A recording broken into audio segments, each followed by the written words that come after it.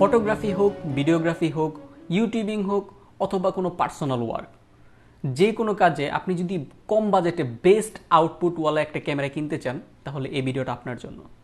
আসসালামু আলাইকুম, কেমন আছেন সবাই?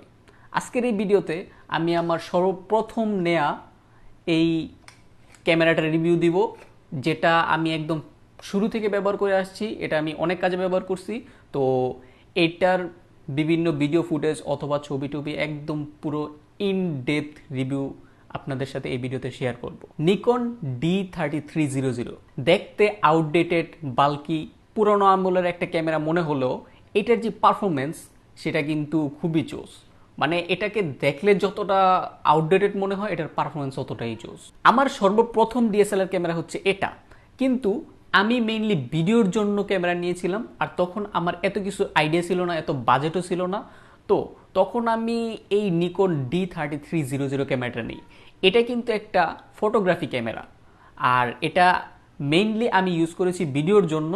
তবে এটার যে ভিডিও পারফরমেন্স সেটাও কিন্তু অসাধারণ। তো এই ফুটেজটা হচ্ছে ডিরেক্ট নিকন D3300 ক্যামেরা দিয়ে রেকর্ড করা, আর এখানে আলো খুবই কম আপনারা দেখতে পারতেছেন। তো এটা ISO 6400 দিয়ে রেকর্ড করা, আর নয়েজ লেভেল মোটামুটি আছে। তবে এটা দিয়ে যে লো লাইটও বেশ ভালো ফুটেজ পাওয়া যায়, এটা কিন্তু তার একটা প্রমাণ।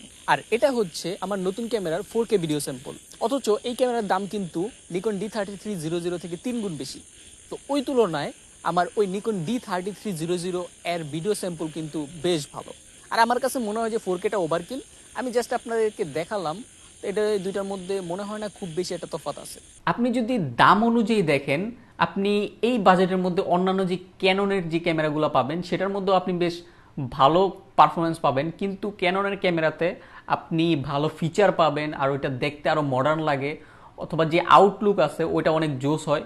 কিন্তু এই বাজেটে যে নিকন ক্যামেরা এইটা বলেন, অথবা এটার যেই আরও আপডেট আছে নিকন D5300 বা ওই সিরিজের যে ক্যামেরাগুলো, সবগুলো দেখতে কেমন জানি মোটা সোটা, বয়স হয়ে গেছে এই টাইপের ক্যামেরার মতো লাগে। কিন্তু এগুলোর যে পারফরমেন্স কিন্তু খুবই জোস। যেই ক্যামেরাটা নিয়ে কথা বলবো, নিকন D3300, এই ক্যামেরা ফটোগ্রাফির জন্য বলেন, ভিডিওগ্রাফির জন্য বলেন, সব কিছুতেই মানে এটার যে আউটপুট অসাধারণ। কিন্তু এটার মধ্যে অবশ্যই লিমিটেশন আছে, আর এটা একদম যে বেস্ট ওরকমও না। আমি যা কিছু বলছি সব কিছু একদম বাজেট বিবেচনায়, বাজেট অনুযায়ী এই ক্যামেরার যে আউটপুট সেটা সত্যি অসাধারণ। আপনি যদি এই চ্যানেলে নতুন হয়ে থাকেন তাহলে please hit the subscribe button. Design আপনারা যেমনটা দেখতে পারতেছেন, এটা দেখতে অতটা মডার্ন না, মোটা, বেশ ভারী একটা ক্যামেরা, 410 গ্রাম ওজনের।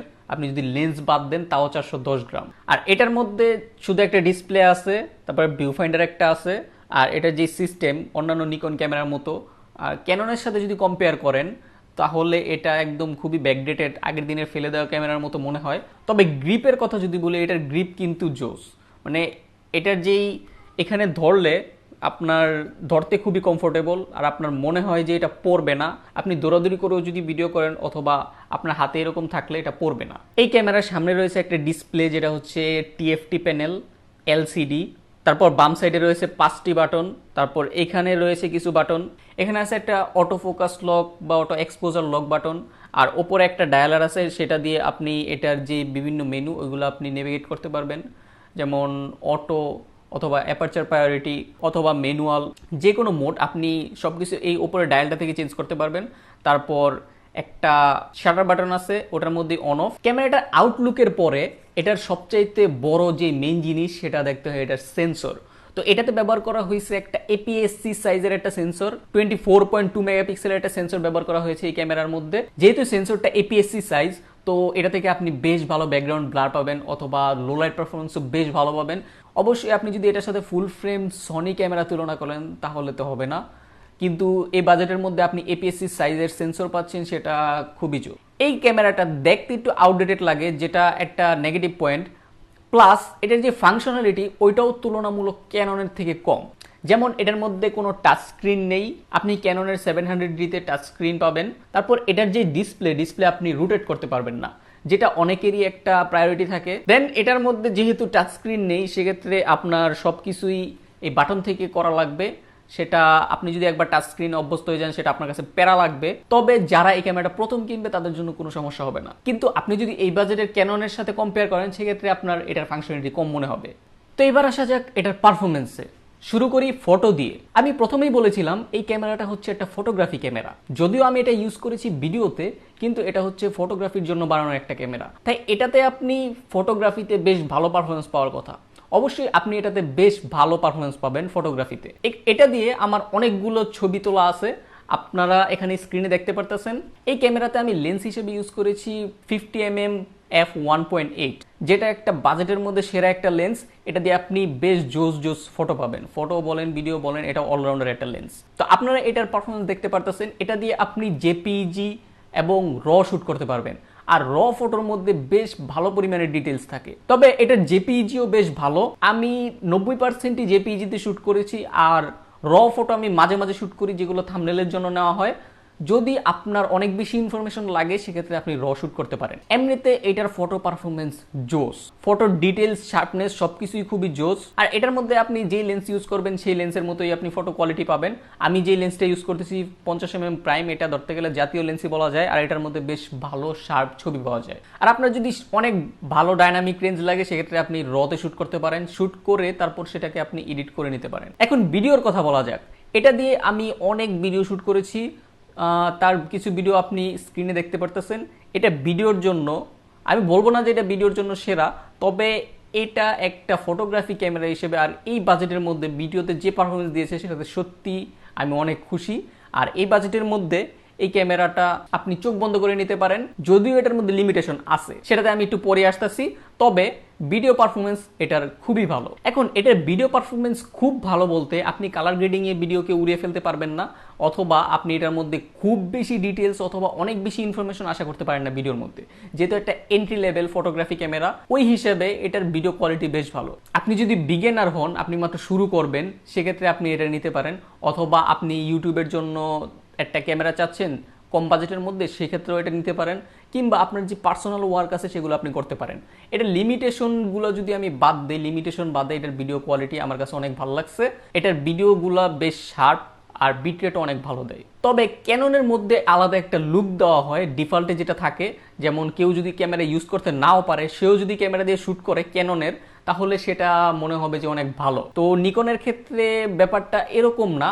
নিকনের ভিডিও অনেক ভালো, ক্যাননটা একটু বেশি কালারফুল দেখায় আর নিকনটা হালকা একটু কম কালারফুল দেখায়। তো আপনি কালার গ্রেডিং এটা ইজিলি ঠিক করে নিতে পারবেন, আর আপনি এটা বুঝবেনও না যে এটা একটু কালারফুল কম। আর কালার গ্রেডিং করতে গেলে আপনি মোটামুটি ভালোই ফ্লেক্সিবিলিটি পাবেন, যদিও এটা ভিডিওর মধ্যে অত বেশি হাই ইনফরমেশন দিতে পারে না, তারপরও আপনি বেশ ভালোই নাড়াচাড়া করতে পারবেন। এই ক্যামেরা দিয়ে আপনি ভিডিও করতে পারবেন সর্বোচ্চ 1080p 60 fps এ, যেটা আপনার কাছে খুবই কম মনে হবে 2023 সালে এসে। অবশ্য এই ক্যামেরাটার দামও খুবই কম। এটা দিয়ে আপনি মিনিমাম বিজিএ ভিডিও শ্যুট করতে পারবেন, যেটা বর্তমানে নাই। তো ম্যাক্সিমাম আপনি এটাতে ফুল এইচডি শ্যুট করতে পারবেন, কোনো 4K অপশন নাই, অথবা এটার মধ্যে 120 fps-ও নাই, যেটা আপনার কাছে বামার মনে হতে পারে। কিন্তু আপনি যদি প্রাইস বিবেচনা করেন সেক্ষেত্রে এটা ঠিক আছে, 1080p 60 fps। আর এই বাজেটের অন্যান্য যে ক্যামেরা আছে ওইগুলোও কিন্তু মোটামুটি এই লেভেলেরই পারফরমেন্স দেয়।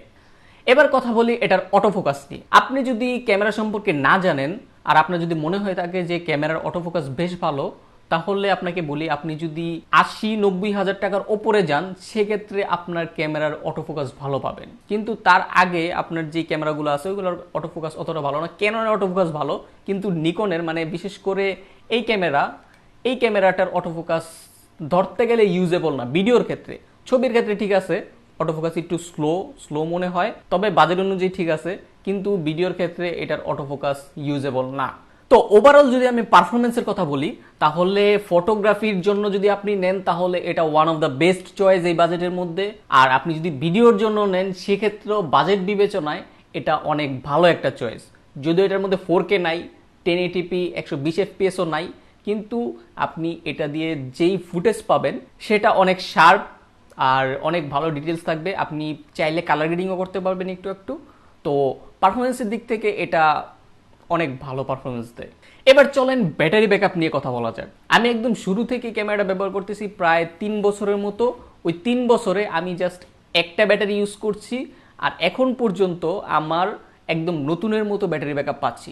এটা অবশ্য অনেকটা কপালেরও বিষয়, অনেকের নষ্ট হয়ে যায়, যেমন ওই যে এখানে একজন শুয়ে আছে, তার সেম ক্যামেরা, তার ব্যাটারি নষ্ট হয়ে গেছে কিছুদিন আগে।